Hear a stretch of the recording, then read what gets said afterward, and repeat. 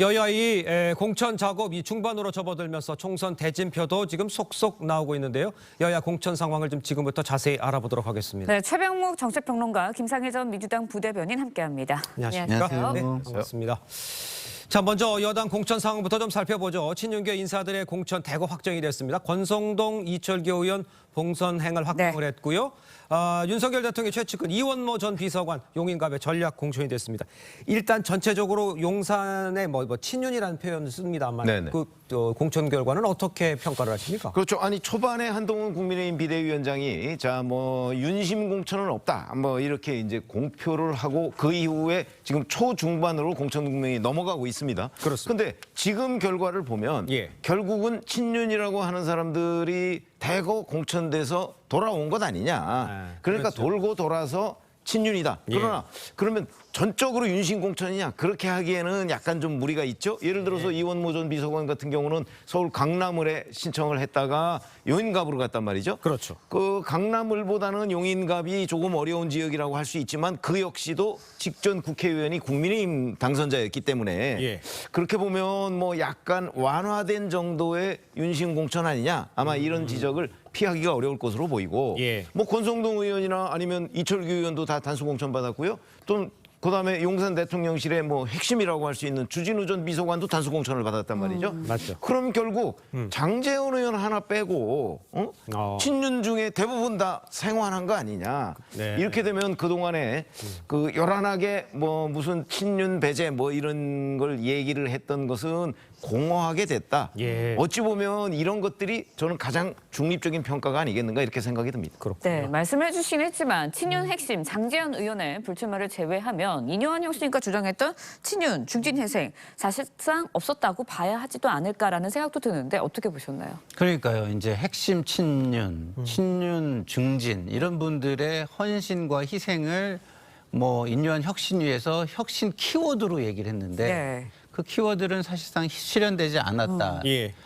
이렇게 광고 문구 중에 조용하게 강하다 이런 표현이 있는데 조용하게 강한 게 아니라 조용하게 뻔뻔하다. 전 이렇게 좀 생각이 들어요. 왜냐하면 국민들은 강서 재보궐선거에서 이 지금 현 정권과 여건이 제대로 못하고 있다라는 민심을 보여주셨단 말이에요. 그래서 그 민심을 확인하고 뭐라고 얘기했습니까? 공공연하게 희생과 헌신을 핵심 실세들부터 하겠다. 그래서 그 변화된 모습, 혁신된 모습으로 총선을 치르겠다라는 거를 이야기했어요. 근데 결국은 지금은 민주당이 못하는 걸 틈타서 은근슬쩍 잘라서 조금씩 친윤 끼워 넣기를 해가지고 이제는 결국은 이게 무슨 마치 퍼즐 조각 맞추는 것처럼 맞춰서 나중에는 국민들이 이게 전체 그림이 보일 거예요. 진행 과정에서는 안 보이지만 나중에 퍼즐 조각이 다 완료된 후에는 지금 우리 그 편집장님이 최 편집장님이 말씀하신 대로 결국에는 이게 아무 변화가 없고 약속도 지키지 않고 한 공천이네 이렇게 확인될 것이라고 봅니다. 알겠습니다. 변화가 없고 약속된 공천이라고 할 것이라고 예상을 하셨습니다만 한동훈 위원장은요. 끝까지 보면 상당한 쇄신이 있을 거다 이렇게 예고를 했습니다. 그러니까 아직 끝난 게 아니잖아요. 텃밭인 영남권 강남 현역 물갈이 여기가 이제 어떻게 되느냐 요거가 관심이 그렇기 때문에 저는 저희 같은 논평을 하고 있는 거를 저는 한동훈 비대위원장이 굉장히 무겁게 받아들이고 있다고 봐요. 지금 공천이 초중반까지 가고 있잖아요. 그럼 이제 마지막 부분이 영남권 강남권인데 거기는 아직 대부분 안 했단 말이죠. 근데 이제 오늘 영남권에서 경선을 해요. 근데 거기도 아마 현역 불패는 확인될 가능성이 대단히 높아요. 영남권도. 그러니까 영남권에 있는 현역 의원들을 아예 전략공천이나 이런 걸로 물갈이하지 않고 경선에 대거 붙여줌으로써 결국은 현역들이 다 살아 돌아오는 결과를 초래하면 그러면 그건 쇄신하고는 거리가 멀다 이렇게 얘기를 할 수가 있죠. 다만 이제 강남권에 관해서는 지금 여러 아이디어가 있잖아요. 국민 추천제 얘기도 하고 이렇게 되면 그거는 아마 이건 신선한 아이디어다라는 평가를 충분히 받을 수 있을 거라고 봐요. 그러니까 지금까지 저희가 조금 전에 논평했던 그런 부분에 대해서 한동훈 비대위원장이 의식을 하고 있는 것이 아닌가. 아마 그래서 저는 강남권에 대한 국민 추천제 아이디어 같은 것도 나오고 있는 것이 아닌가. 계속 그러니까 살아서 움직이는 거죠. 공천이라는 것이. 그렇게 되면 이제 마지막 순간까지 보면 그래도 뭐 이렇게 완전히 뭐 윤신공천은 아니네. 뭐 그런 정도는 평가를 받을 수 있지 않을까. 그러니까 강남권을 어떻게 하느냐, 영남권 마지막 남은 곳을 어떻게 하느냐에 따라서 조금은 달라질 수 있다 이렇게 생각합니다. 알겠습니다. 네, 한동훈 비대위원장 오늘 성동구 북카페 찾는다고 하는데 어제는 강원 원주를 찾았습니다. 강원 원주 찾아서 총선 격정지 지원 이어갔는데 한동훈 위원장 장성민 전 기획관이 최대 160석까지 가능하다고 말한 거, 그 주장에 대해서 해설과 정치 안 된다라면서 재차 경고하고 굉장히 강하게 이야기를 했거든요. 여기에 대해서 어떻게 보셨습니까? 아니, 우리 정치 오래 봐온 사람들은 샴페인을 너무 일찍 터뜨렸을 때 어떤 결과가 왔는지 다 봤잖아요. 그러니까 그것을 경고하는 것이고요.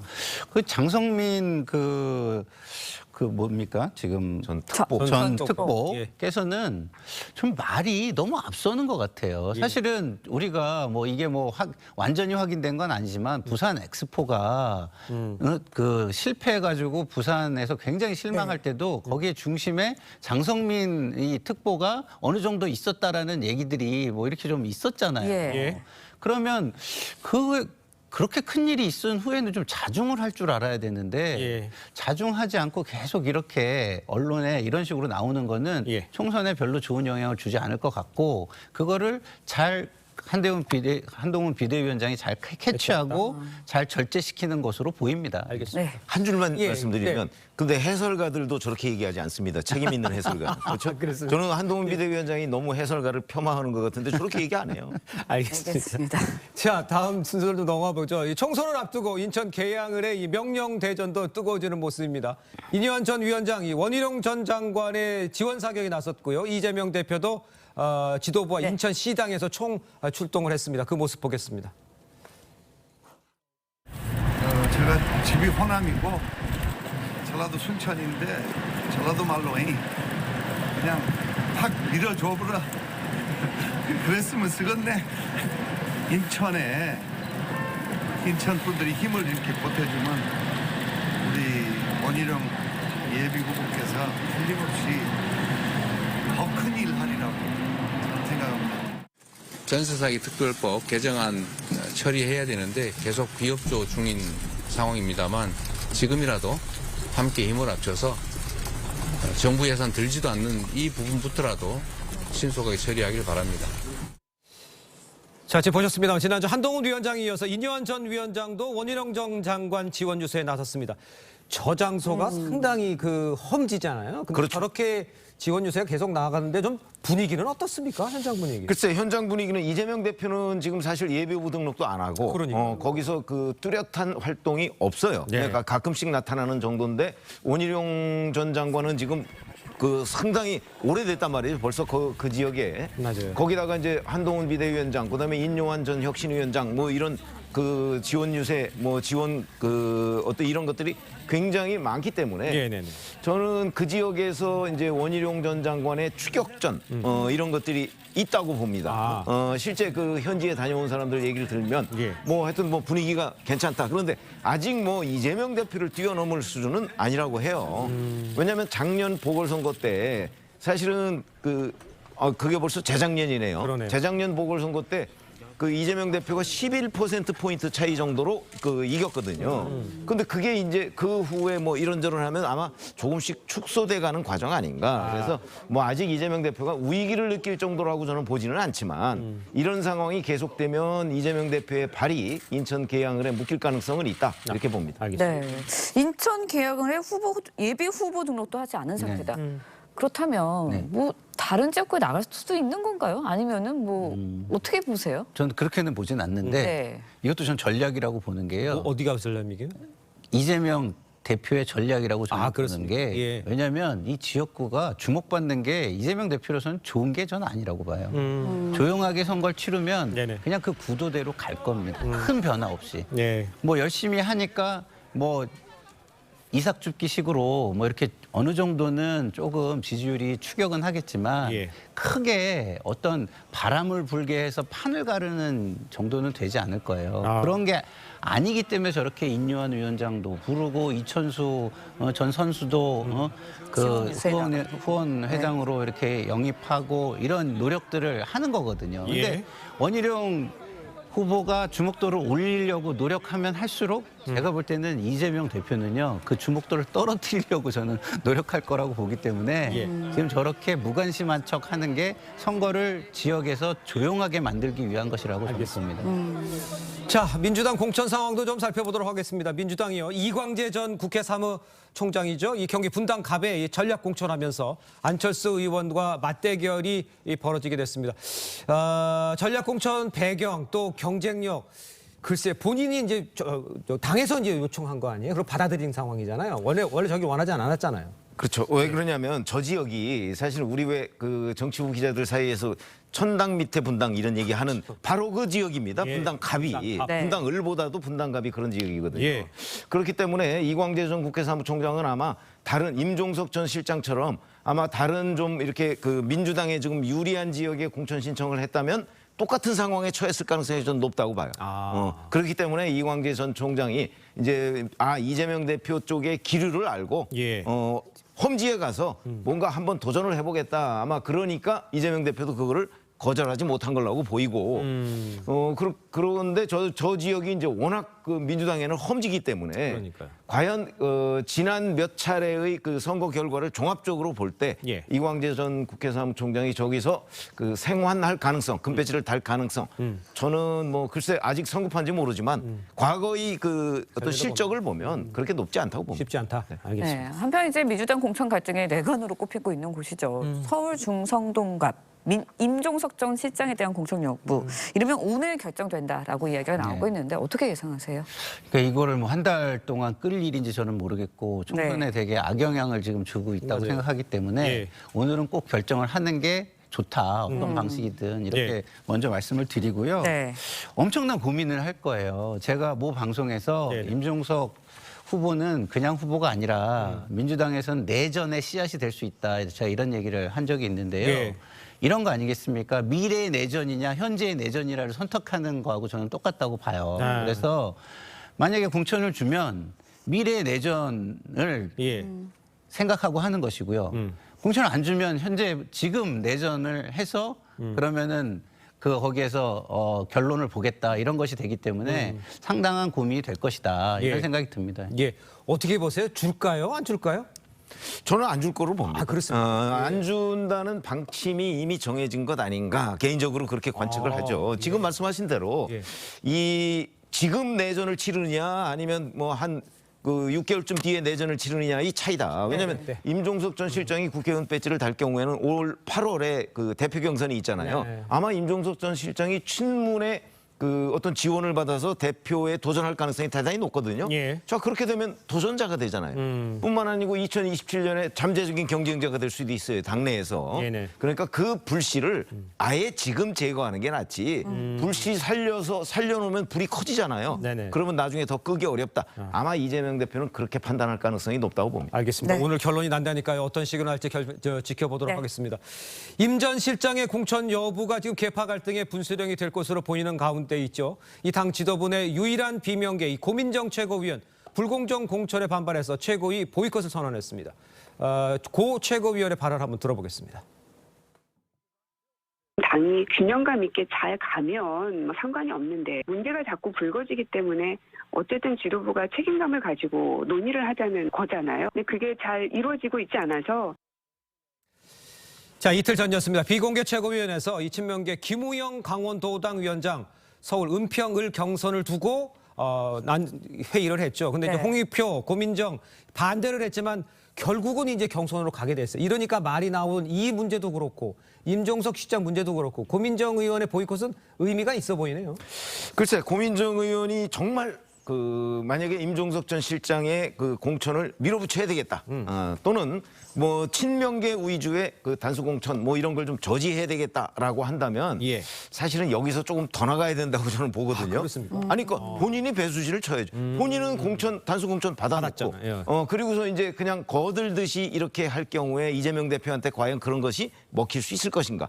저는 안 먹힐 거라고 봅니다. 예. 뭐 그러나 이제 고민정 의원으로서는 여러 가지의 그 상황을 종합적으로 해서 이제 본인이라도 뭔가 임종석 전 실장 공천 받는데 좀 도움을 주겠다라고 판단을 했을지 모르겠으나 네네. 본인이 지금 그 당무 거부를 한 것이 배수진으로 보이지는 않기 때문에 조금 약하다 뭐 이런 느낌은 같습니다. 네, 김우영 강원도당 위원장의 경선도 뭐 공천 논란의 뭐 내관이었는데 정필모 의원의 사태로 공선이 된 당 선관 위원장에 친명계로 분류되는 박범계 위원이 임명이 됐습니다. 이것도 이제 또 논란이 되고 있습니다. 당 내용에 어떻게 보시나요? 국민들의 시각을 인식하지 않는 거죠. 선관 이가 뭡니까? 선거를 관리하는 건데 그렇죠. 누구를 임명했느냐가 공정한 경선이냐 그렇지 않은 경선이냐를 보여주는 메시지가 되는데 예. 정필모 의원만 해도 좀 약간 중립적일 거다라는 이미지가 있는데 박범계 의원을 거기에 내정하면 아 이번 선거는 중립 공정은 내가 포기하고 내 마음대로 가겠다 이런 거를 보여주는 메시지처럼 국민들은 느낄 수 있는 위험성이 예. 충분히 있다. 그런 측면에서 조금 고려가 깊이 되지 않았던 예. 임명이 아니냐 이런 생각이 들고요. 여기다가 김병기 전 공관위원장이 페북에 쓴 얘기가 있지 않습니까? 뭐가 지져도 기차는 간다. 이걸로 느껴지면 총선에 그렇게 좋은 영향을 주진 못할 것 같습니다. 객관적으로 봤을 때 아까 김우영 강원도당 위원장 같은 경우에는 본인이 지금 그 물론 중요한 뭐 친명으로서의 예. 중요한 여건을 하고는 있지만 이렇게까지 해서 은평에 간다? 그걸 내부적으로 시스템 공천이라고 얘기했지만 이렇게 갈 수 있다? 이거는 내부에서는 어떻게 봅니까? 그러니까 내부가 이제 친명 위주니까 모든 것을 뭐 이제 합리화하려는 예. 노력들을 많이 하는데 약간 비주류 쪽의 이야기 그리고 좀 약간 격전지에 있는 분들의 이야기를 들어보면 예. 네. 이렇게 얘기를 해요. 현직 강원도당 위원장이 서울 출마를 한다는 게 말이 되냐. 그럼 강원도는 도대체 뭐가 되는 거냐. 이런 얘기를 합니다. 예, 알겠습니다. 자, 저희는 네. 다음으로 넘어가 봐야 될 텐데요. 서울 이 도봉갑에 전략 공천된 안규령 상근 부대변인에 대한 이 잡음도 이어지는 모양새입니다. 한동훈 위원장 안 부대변인의 과거 이재명 이상형 발언을 두고 거세게 비판했죠. 한번 직접 들어보겠습니다. 만약 우리 국민의힘의 후보 중에서 제가 차은우 씨보다 낫다라고 말하는 분이 있다면 우리 국민의힘에서는 절대 공천받지 못할 겁니다. 왜냐하면 아주 높은 확률로 굉장한 거짓말쟁이거나 굉장한 아첨꾼일 거거든요. 비위 좋은 아부꾼만이 살아남을 수 있는 정글이 돼버린 것이 지금 이재명 대표의 민주당입니다.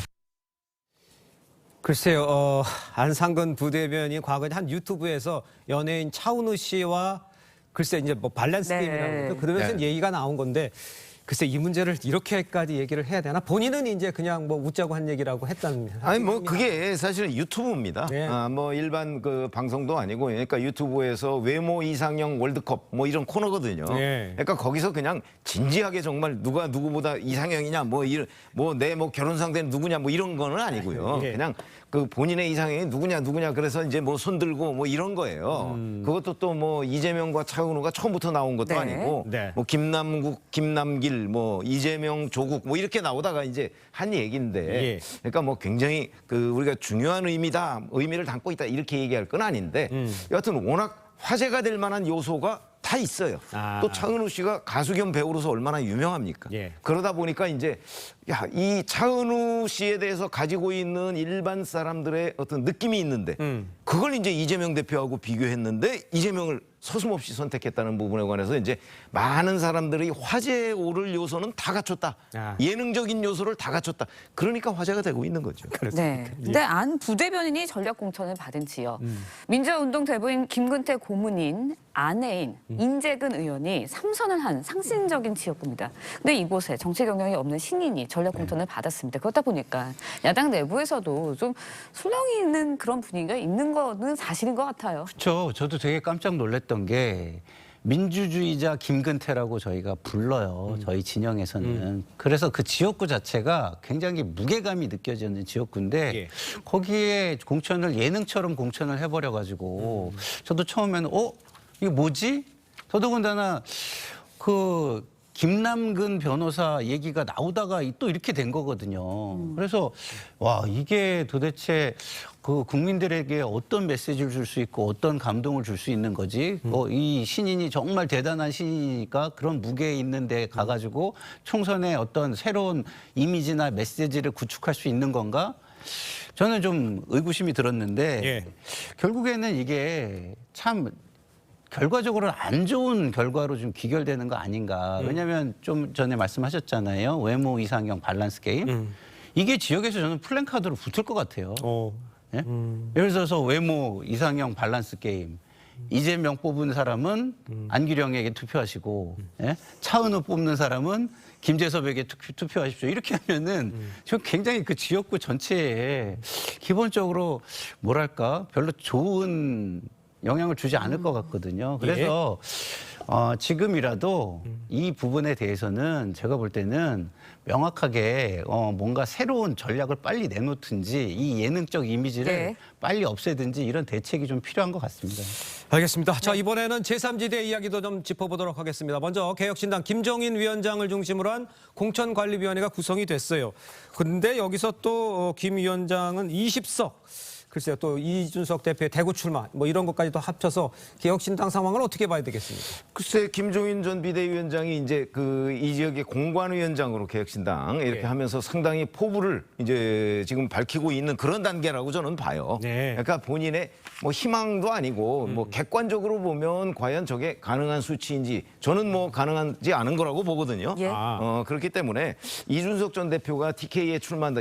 오늘 보니까 어느 방송 보니까 또 뭐 서울 양천감 얘기도 나오고 지난번에 본인 명의로 또 뭐 6곳을 뭐 검토 중이다 그러는데 아니 지금 43일 남았는데 총선이 네. 아직도 지역구를 검토 중이면 그러면 전국구로 가는 것 아닌가? 뭐 이렇게 판단이 들 정도로 너무 좌고우면하는 모습을 보인다. 청년 정치인답지 않게 예, 네. 하는 것이 이제 제가 이준석 그 대표에 대해서 보고 느낀 바고요. 예, 네. 그다음에 김종인 전 위원장이 지금 얘기하는 게 뭐 20석 얘기를 하는데 어디서 20석이 나온다는 얘기인지 저희들의 그 정치부 기자 계산법으로는 도저히 20석이 안 나오거든요. 그런 점에서 본다면 글쎄 뭐 그걸 저희가 폄하할 것까지는 아니지만 네네. 한번 두고 보시죠. 뭐 정말 20석이 아니라 10석을 넘을 수 있을 것인지 한번 두고 보시죠. 알겠습니다. 네. 지켜보겠습니다. 조국 전 장관의 조국 신당 이야기도 좀 해보도록 예. 하겠습니다. 신당을 창당을 준비 중인데 조국 신당 일단은 조국 전 장관 조국이라는 이름을 신당에 넣으려고 하는데 선관위에서는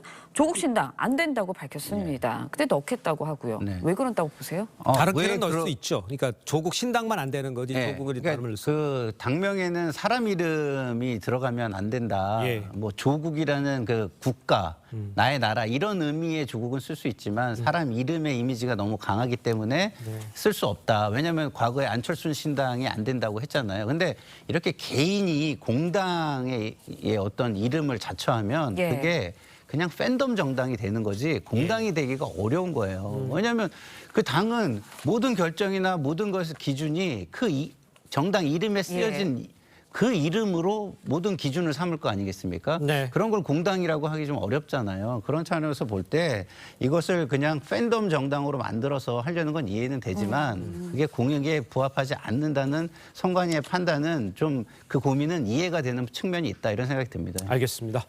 자, 두 분 말씀은 여기까지 듣겠습니다. 고맙습니다. 예. 감사합니다.